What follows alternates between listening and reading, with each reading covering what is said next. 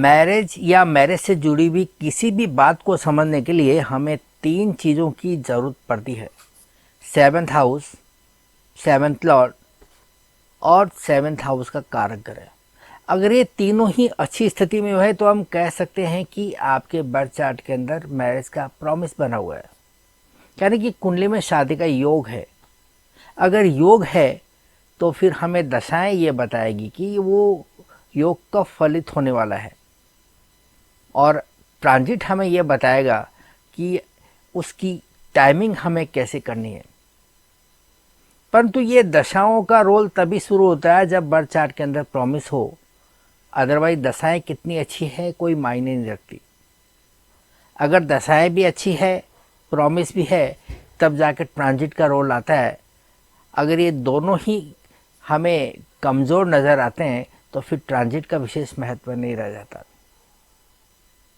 सबसे ज़रूरी होता है प्रॉमिस। हमें प्रॉमिस को किस प्रकार से देखना है, सेवेंथ हाउस को हम किस प्रकार से पढ़ सकते हैं, उसके ऊपर पड़ने वाले प्रभाव को हम किस प्रकार से आकलन कर सकते हैं, ये हमारे लिए ज़रूरी है। सेवेंथ लॉर्ड का इसमें क्या रोल होता है उसे समझना बेहद ज़रूरी है। साथ ही साथ कारक ग्रह का इसमें क्या रोल होता है, उसकी क्या भूमिका होती है, उसे भी हमें समझना ज़रूरी है।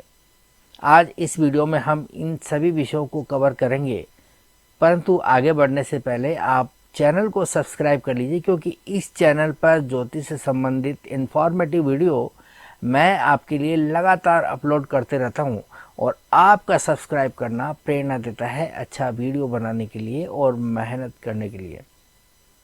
और आप में से कोई भी यदि मुझसे ज्योतिष सीखना चाहे या फिर किसी भी समस्या पर मुझसे कंसल्टेंसी लेना चाहे तो नीचे दिए हुए नंबरों पर कॉल कर सकते हैं या फिर व्हाट्सएप मैसेज कर सकते हैं।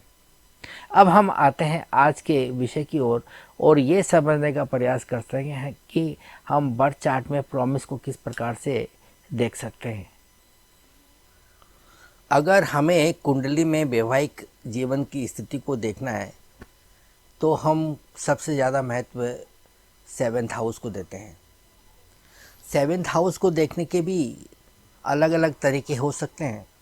यदि सेवेंथ हाउस में कोई ग्रह बैठा हुआ है तो फिर प्रेडिक्शन करना थोड़ा आसान हो जाता है, परंतु यदि यहाँ पर कोई ग्रह नहीं है तो फिर हमें अन्य ग्रहों के प्रभाव का आकलन यहाँ करना होता है कि वो कौन कौन से ग्रह हैं जो इस सेवेंथ हाउस को प्रभावित कर रहे हैं अपनी दृष्टि के द्वारा या फिर किसी अन्य तरीके से। तो यहाँ पर जो ग्रह स्थिति हमें देखने को मिलती है वो एकदम नैसर्गिक होती है।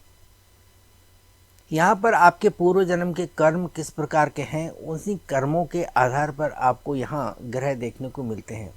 यदि आपके कर्म अच्छे हैं तो यहाँ शुभ ग्रह देखने को मिलेंगे, और यदि कर्म अच्छे नहीं हैं तो फिर पाप ग्रह किसी पाप प्रभाव में देखने को मिलेंगे, और इसी आधार पर जो है हम कुंडली का आकलन यहाँ कर सकते हैं। अमूमन तौर पर जो है सातवें घर में शुभ ग्रहों को अच्छा माना जाता है, और ये इस बात का प्रतीक है कि आपका वैवाहिक जीवन सरल, सीधा और सामान्य स्थिति के अंदर रहेगा। व्यक्ति का वैवाहिक जीवन किस प्रकार की स्थिति में रहेगा, विवाह आसानी के साथ में होगा या फिर कुछ कठिनाइयों के साथ में होगा, आपके जीवन साथी का स्वभाव किस प्रकार का रहेगा, उसका व्यक्तित्व किस प्रकार का रहेगा, वैवाहिक जीवन के प्रति दृष्टिकोण किस प्रकार का रहेगा, इन सब चीज़ों को देखने के लिए हम सातवें घर में जो है ग्रहों को देखते हैं। यदि यहाँ शुभ ग्रह है तो इसका मतलब है कि विवाह होने के अंदर किसी प्रकार की कोई दिक्कत नहीं आएंगी, अगर वो ग्रह अन्य ग्रहों के पाप प्रभाव में नहीं है तो। परंतु यदि पाप प्रभाव में आ गया तो फिर उसके अंदर न्यूनता भी देखी जा सकती है, और यदि कोई शुभ ग्रह है और वो किसी अन्य शुभ ग्रह के प्रभाव में है तो फिर उसे हम बहुत ही बेहतर स्थिति कहेंगे। इस प्रकार की स्थिति में विवाह के अंदर किसी प्रकार की कोई दिक्कत नहीं आती, बड़ी सरलता के साथ में समय पे विवाह हो जाता है। अब बात आती है जीवन साथी के व्यवहार की। आपके जीवन साथी के व्यवहार किस प्रकार का रहेगा, उसकी सोच कैसी रहेगी, उसका व्यक्तित्व कैसा रहेगा, और विवाह के प्रति उसका दृष्टिकोण कैसा रहेगा, ये हम सातवें घर में स्थित ग्रह के आधार पर बता सकते हैं। यदि यहाँ पर शुक्र है तो हम कह सकते हैं कि उसका स्वभाव काफ़ी मिलनसार होगा। कटुता को टालकर जो है किस तरह से जो है व्यवहार को सौहार्दपूर्ण बनाया जा सकता है, किस प्रकार से व्यवहार के अंदर मधुरता लाई जा सकती है, इस प्रकार का व्यक्तित्व हम शुक्र की स्थिति को देखकर बता सकते हैं। शुक्र हो तो हम ये भी कह सकते हैं कि जीवन साथी आपका काफ़ी रोमांटिक होगा। वहीं अगर सातवें घर में चंद्रमा जैसा ग्रह है तो हम कह सकते हैं कि आपका लाइफ पार्टनर काफ़ी मूडी होगा, मस्त मौला होगा। और यदि बुध है तो हम उसकी बुद्धि से, चालाकी से, चतुराई से इसे जोड़कर देख सकते हैं। हम कह सकते हैं कि आपका जीवन साथी काफ़ी इंटेलिजेंट होगा। यदि बृहस्पति है तो इस प्रकार से कहा जा सकता है कि वो काफ़ी धार्मिक या आध्यात्मिक होगा, या फिर जीवन के प्रति उसकी सोच बड़ी होंगी, उसका दृष्टिकोण बड़ा होगा, उसे अच्छे बुरे की समझ होगी, सही गलत की पहचान होगी, काफ़ी ज्ञानी होगा, दूरदर्शी होगा। इस प्रकार के शब्दों के द्वारा हम विश्लेषण कर सकते हैं। अब ये तो हुई स्वभाव की बात। अब विवाह के अंदर जो है कितने कटुतापूर्ण संबंध रहेंगे, कितने मधुर संबंध रहेंगे, इसको भी जो है आसानी से कहा जा सकता है। यदि शुभ ग्रह है तो हम कह सकते हैं कि विवाह के अंदर काफ़ी सौहार्दपूर्ण व्यवहार रहेगा। यदि पाप ग्रह है तो फिर हम कहेंगे कि विवाह के बाद में आपकी स्थिति जो है थोड़ी नाजुक सी बनी रहेगी। अब यहाँ मान लीजिए कि सातवें घर में शुभ ग्रह ना होकर पाप ग्रह हो, तो पाप ग्रह होने का अर्थ है कि आपके जीवन साथी के अंदर कहीं न कहीं उग्रता रहेगी, या फिर स्वभाव के अंदर काफ़ी ये तीव्रता रहेगी। उसका स्वभाव थोड़ा गुस्सैल टाइप का रहेगा। और यदि वो किसी अन्य पाप ग्रहों के प्रभाव में आ जाए तो फिर उसके अंदर थोड़ी क्रूरता भी शामिल हो जाती है, इस तरह से आप कह सकते हैं। और यदि सातवें घर में कोई पाप ग्रह है और वो किसी शुभ ग्रह के प्रभाव में आते हैं तो फिर उसकी गुस्सेल स्वभाव के अंदर कहीं न कहीं थोड़ी न्यूनता भी आती है, वो उसे थोड़ा बैलेंस करते हुए नज़र आता है। और सातवें घर में यदि पाप ग्रह हो तो कहीं न कहीं जो है विवाह के अंदर कठिनाइयाँ पैदा करता है, या फिर उसके अंदर थोड़ी मुश्किलें पैदा करता है। तो इस प्रकार से भी आप कह सकते हैं। यानी कि जो सातवें घर की स्थिति है वो एकदम नैसर्गिक स्थिति होती है, और ये आपके पूर्व जन्म के कर्मों के आधार पर आपको मिलती है, और ये जीवन भर आपके साथ में रहती है। अब बात आती है सेवन्थ लॉर्ड की। अब सेवन्थ लॉर्ड का क्या रोल है, इसे समझना बहुत महत्वपूर्ण है। सेवन्थ हाउस में ग्रह आपको उस टाइप के मिले जो आपके पूर्व जन्म के कर्मों को दर्शाते हैं, परंतु सेवन्थ लॉर्ड इस बात को हमें बताता है कि इस जन्म में आपके प्रयास किस तरह के रहेंगे। क्या आप मिली हुई स्थिति को और ज़्यादा अच्छी बनाएंगे या फिर और उसे बिगाड़ देंगे, ये हमें सेवन्थ लॉर्ड बताता है। यदि सेवन्थ लॉर्ड, सेवन्थ हाउस अच्छी स्थिति में है और सेवन्थ लॉर्ड भी अच्छी स्थिति में है, तो इसका मतलब ये हुआ कि एक तो आपको जो है जीवन साथी अच्छा मिला और उसके प्रयास भी अच्छे रहेंगे, जिससे आपका वैवाहिक जीवन जो है लगातार निरंतर बना रहेगा, उसमें किसी प्रकार की कोई दिक्कत नहीं आएगी। परंतु दूसरी तरफ स्थिति ये बनती है कि सेवन्थ हाउस तो अच्छा है, परंतु सेवन्थ लॉर्ड यदि किसी प्रकार के अफ्लिक्शन में आया हुआ है तो आप ये कह सकते हैं कि भाई आपका जीवन साथी तो आपको अच्छा मिला, परंतु उसके कुछ प्रयास कुछ इस तरह के, उसके काम कुछ इस तरह के हैं, या प्रयास उसकी जो है इस तरह के है कि उसके अंदर निरंतरता बनी नहीं रह सकती, उसके अंदर कहीं ना कहीं जो है अवरोध हमें दिखाई दे रहा है। यानी कि उस वैवाहिक जीवन को टिकाने के लिए जो प्रयास करने चाहिए उसमें कहीं ना कहीं जो है न्यूनता हमें दिखाई देती है। इस प्रकार से हम कह सकते हैं।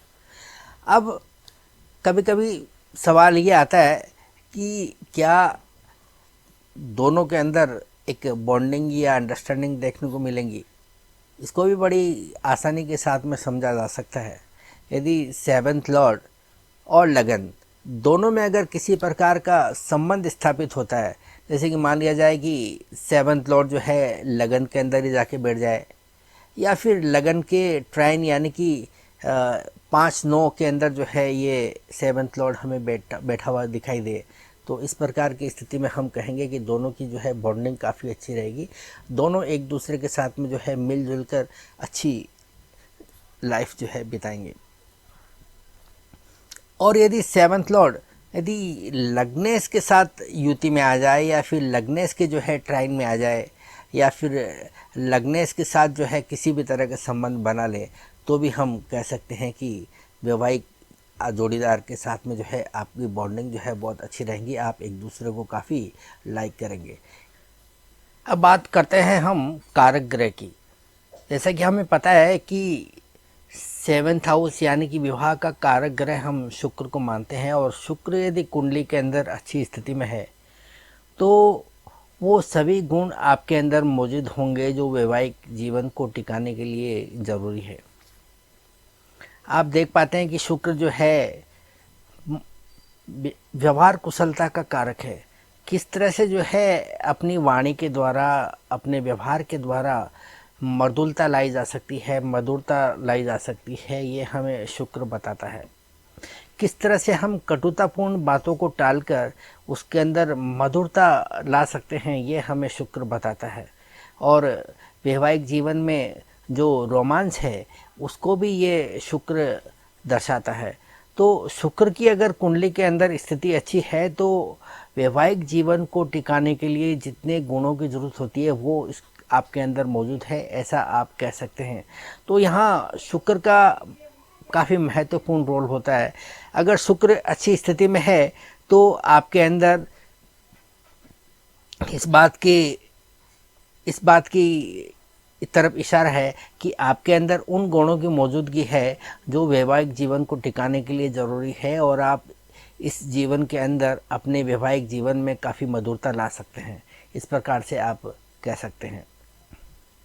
तो ये था एक छोटा सा विश्लेषण कि वैवाहिक जीवन में हम किस प्रकार से जो है ग्रहों का आकलन कर सकते हैं, किस प्रकार से हम सेवन्थ लॉर्ड को देख सकते हैं, या फिर किस प्रकार से हम कारक ग्रह को देखकर उसका अंदाज़ लगा सकते हैं कि किस प्रकार का वैवाहिक जीवन रहेगा। उम्मीद करता हूँ कि आपको अच्छा लगा होगा। अगर हाँ तो वीडियो को लाइक, कमेंट और शेयर कीजिए। मिलते हैं अगले वीडियो में किसी नई जानकारी के साथ में। तब तक के लिए इजाज़त। Thank you.